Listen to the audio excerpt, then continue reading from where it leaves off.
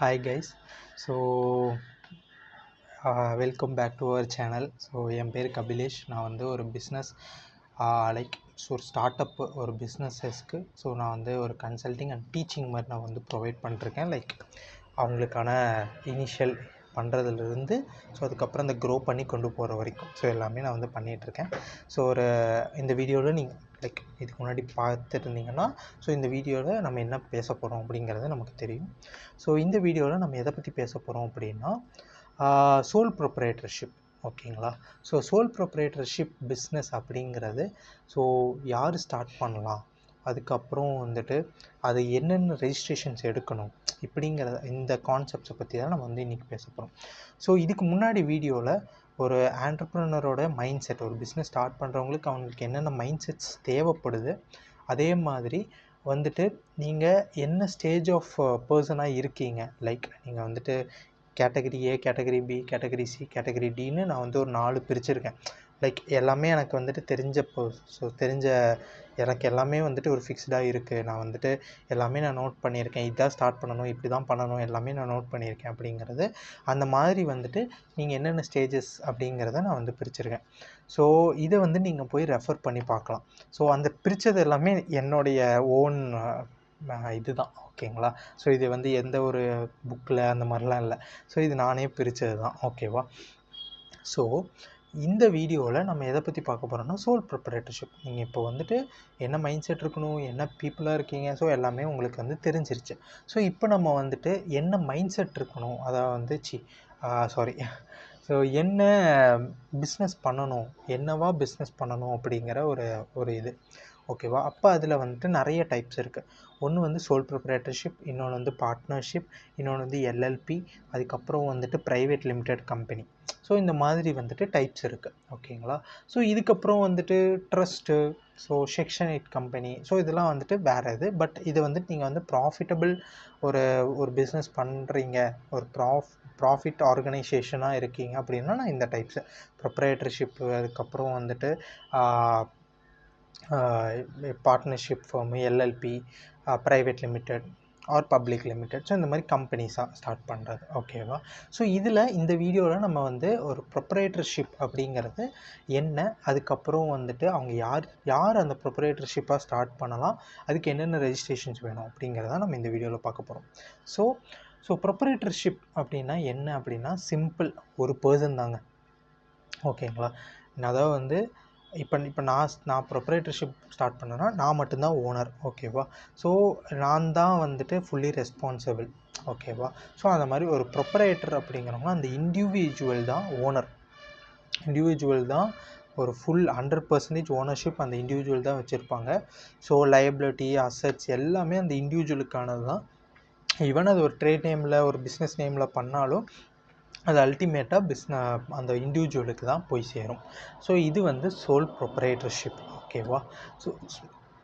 Soul proprietorship, இந்த soul proprietorship வந்துட்டு யார் ரெஜிஸ்டர் பண்ணலாம் அப்படின்னா, இப்போ நீங்கள் வந்துட்டு ஒரு சின்னதாக ஒரு பிஸ்னஸ் ஸ்டார்ட் பண்ண போகிறீங்க. இப்போ நீங்கள் வந்துட்டு நீங்கள் இப்போ தான் வந்து ஒரு ஃப்ரீலான்சராக இருக்கீங்க, ஏதோ ஒரு சர்வீஸ் ப்ரொவைடரோ ஏதோ ஒன்று ஃப்ரீலான்சராக பண்ணுறீங்க, இல்லை நீங்கள் வந்துட்டு ஒரு ஒரு சின்ன ஸ்டோர் மாதிரி நீங்கள் வச்சு நடத்த போகிறீங்க, இல்லை வந்துட்டு இனிஷியலாக நான் வந்துட்டு ஒருத்தர்கிட்ட இருந்து பொருளை வாங்கி நான் வந்து விற்க போகிறேன், ஒரு ட்ரேடிங் மாதிரி பண்ண போகிறீங்க, இல்லை மேனுஃபேக்சரிங்குமே நீங்கள் வந்துட்டு சோல் ப்ரொப்ரைட்டராக பண்ணலாம். பட் நீங்கள் இது வந்துட்டு ரொம்ப சின்ன லெவலில் பண்ண போகிறீங்க, நீங்கள் மட்டும்தான் பணம் இன்வெஸ்ட் பண்ண போகிறீங்க. அப்படிங்கும்போது நீங்கள் வந்து சோல் ப்ரொப்ரைட்டர்ஷிப்பாக நீங்கள் வந்து ஸ்டார்ட் பண்ணலாம். சோல் ப்ரொப்ரைட்டர்ஷிப் ஸ்டார்ட் பண்ணுறது வந்துட்டு ரொம்ப ஈஸி. நீங்கள் வந்துட்டு இந்த ரெஜிஸ்ட்ரேஷன் எடுக்கணும், அந்த ரெஜிஸ்ட்ரேஷன் எடுக்கணும்லாம் இல்லை. ஓகேங்களா? சிம்பிள், நீங்கள் வந்து ஜிஎஸ்டி அப்ளிகபிள் ஆகுதுன்னா ஜிஎஸ்டி ரெஜிஸ்ட்ரேஷன் எடுத்தால் போதும். ஓகேங்களா? அதுக்கப்புறம் எம்எஸ்எம்இ அதாவது வந்து இப்போ நீங்கள் ஜிஎஸ்டி எடுத்தீங்கன்னா எம்எஸ்எம்இ வேண்டியதில்லை. பட் நீங்கள் ஜிஎஸ்டி எனக்கு அப்ளிகபிள் இல்லை அப்படின்னா நீங்கள் வந்து எம்எஸ்எம்இ மட்டும் எடுக்கலாம். பட் இப்போ பேங்க்ஸில் வந்துட்டு நீங்கள் பேங்க்கில் இந்த பிஸ்னஸுக்குன்னு ஒரு கரண்ட் அக்கௌண்ட் நீங்கள் ஓப்பன் பண்ண போகிறீங்க அப்படின்னா அப்போ வந்துட்டு உங்களுக்கு ஜிஎஸ்டி இருந்தாலும் அவங்க அடிஷ்னலாக எம்எஸ்எம்இயும் சேர்த்து கேட்குறாங்க. ஓகேங்களா? அதை நம்ம நோட் பண்ணிக்கணும். அப்போ நம்ம வந்துட்டு ஜிஎஸ்டி எடுக்கிறோம் அப்படின்னா அல்டிமேட்டாக நம்ம வந்துட்டு எம்எஸ்எம்இயும் சேர்த்து எடுத்துடலாம். ஓகேவா? ரெண்டுமே சேர்த்து அப்ளை பண்ணிடலாம். இல்லை நான் வந்துட்டு ஜிஎஸ்டி எனக்கு வேண்டியதில்லை, எனக்கு ஜிஎஸ்டி அப்ளிகபிள் இல்லை அப்படின்னா எம்எஸ்எம்இ மட்டும் வச்சுக்கோங்க. ஓகேவா? ஸோ இது எங்கே நீங்கள் ஸ்டார்ட் பண்ணலான்னா, எல்லாருமே வந்துட்டு லைக் எங்கே வேணாலும் ஸ்டார்ட் பண்ணலாம். லைக் இங்கே தான், அதாவது வந்து கமர்ஷியல் பிளேஸில் தான் ஸ்டார்ட் பண்ணணும் அப்படின்லாம் இல்லை. பட் மேஜர் சிட்டிஸில், அதாவது வந்து மெயின் சிட்டிஸ்லாம் இருக்குல்ல, இப்போ சென்னை, கோயம்புத்தூர், இந்த மாதிரியான மெயின் சிட்டிஸில் நீங்கள் ஸ்டார்ட் பண்ணுறீங்கன்னா வந்து உங்களுக்கு ஜிஎஸ்டி ரெஜிஸ்ட்ரேஷன் வந்துட்டு உங்களுக்கு ரெசிடென்ஷியல் பிளேசஸில் பெருசாக தரமாட்டிக்கிறாங்க. ஓகேவா? தே ஆர் அப்ஜெக்டிங், அதை வந்து ஓப்பனாக சொல்லணும்னா. பட் இப்போ வந்துட்டு ஜிஎஸ்டி டிபார்ட்மெண்ட் வந்து ஒரு அப்டேட் பண்ணியிருக்காங்க. லைக் ஒரு 3 டேஸில் வந்துட்டு அப்ரூவல் கொடுத்துடணும் அப்படிங்கிறதெல்லாம் கொடுத்துருக்காங்க. பட் ஸ்டில் வந்துட்டு நீங்கள் மெயின் பிளேசஸில் பண்ண போகிறீங்கன்னா நீங்கள் வந்துட்டு ஒரு கமர்ஷியல் பிளேஸ் பார்க்கலாம். இல்லை அந்த அளவுக்கு எனக்கு லைக் கமர்ஷியல் பிளேஸ்னால் போக முடியல அப்படின்னா இனிஷியலில் நீங்கள் வந்து ரெசிடென்ஷியலில் ஸ்டார்ட் பண்ணுங்கள். பட் உடனே ஒரு ஃபியூ மந்த்ஸில் அந்த மாதிரி டைமில் நீங்கள் வந்துட்டு கமர்ஷியலாக மாறிடுங்க. ஸோ அதனால் நம்ம ஊர் சைடு, ஸோ லைக் அந்த வில்லேஜஸ்ஸு ஆர் ஒரு டவுன் அந்த மாதிரி இருக்கிற சைடெலாம் நீங்கள் வந்துட்டு ரெசிடென்ஷியல்லையுமே ஸ்டார்ட் பண்ணலாம். ஸோ எந்த இஷ்யூவுமே இல்லை. ஓகேவா? ஸோ சோல் ப்ரொப்ரேட்டர்ஷிப்பு வந்துட்டு இப்போ உங்களுக்கு என்னென்னு தெரிஞ்சிருச்சு, யார் ஸ்டார்ட் பண்ணலான்னு தெரிஞ்சிருச்சு. ஸோ எல்லாமே என்னென்ன ரெஜிஸ்ட்ரேஷன் பண்ணணும்னு தெரிஞ்சிருச்சு. இவ்வளோ தான், இந்த கான்செப்ட் தான். ஓகேவா?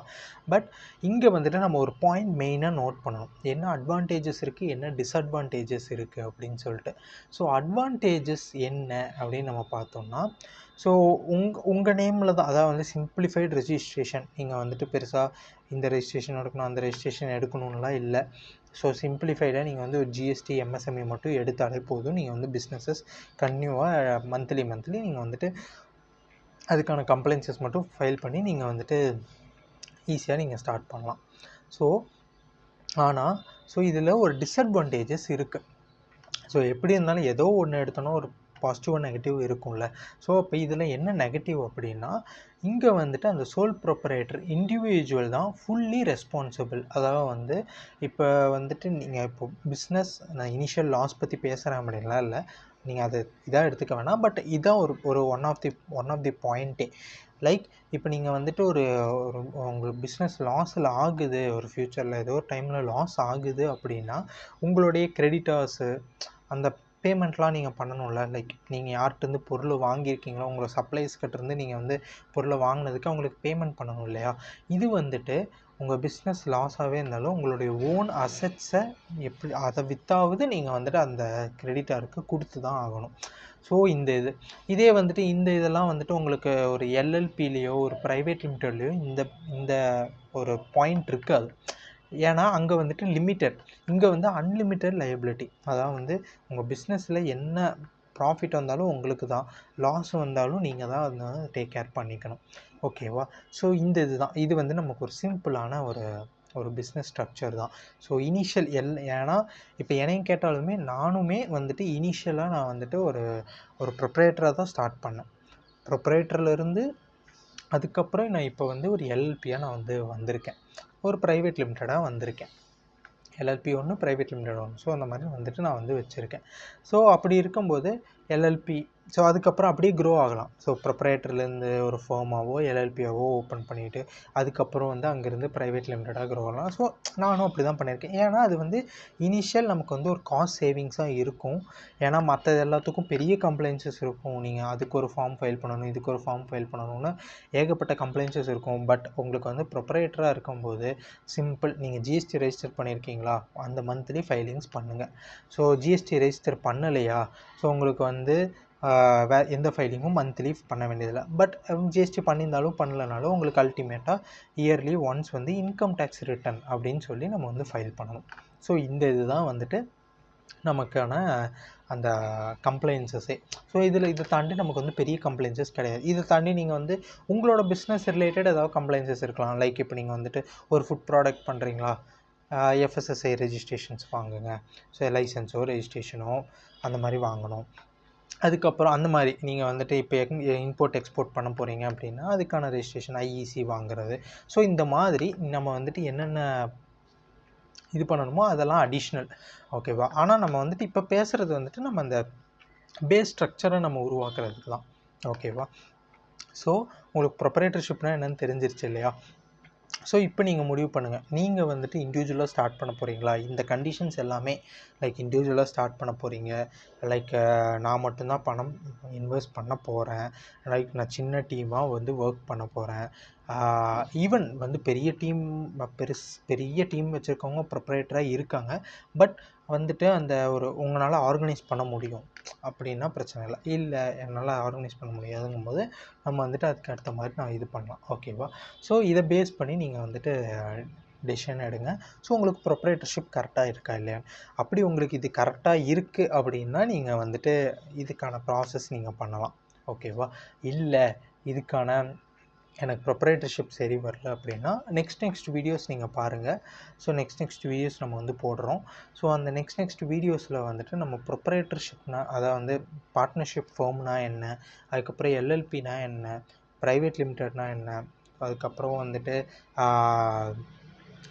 வந்துட்டு பப்ளிக் லிமிடெட் கம்பெனிஸ்னால் என்ன, ஸோ அந்த மாதிரி நம்ம வந்து டைப்ஸ் பார்க்க போகிறோம். அண்டு இது ரிலேட்டடாக உங்களுக்கு ஏதாவது டவுட்ஸ் இருக்குது, ஏதாவது கேட்கணும் அப்படின்னா நீங்கள் வந்துட்டு கமெண்ட்டில் கேளுங்க, நான் வந்து உங்களுக்கு எக்ஸ்பிளைன் பண்ணுறேன். இல்லை அப்படின்னா நான் வந்து எங்களுடைய கம்பெனியோடைய காண்டாக்ட் நம்பர் நான் கொடுக்குறேன், இதை நான் வந்து உங்களுக்கு எக்ஸ்பிளைனும் பண்ணுறேன். ஓகேங்களா? ஸோ தேங்க்யூ ஃபார் வாட்சிங் திஸ் வீடியோ. ஸோ நெக்ஸ்ட் வீடியோவில் நம்ம வந்துட்டு அடுத்த ஒரு இன்ட்ரெஸ்டிங்கான ஒரு அடுத்த டைப்பை பற்றி நம்ம வந்து பேசலாம். So by.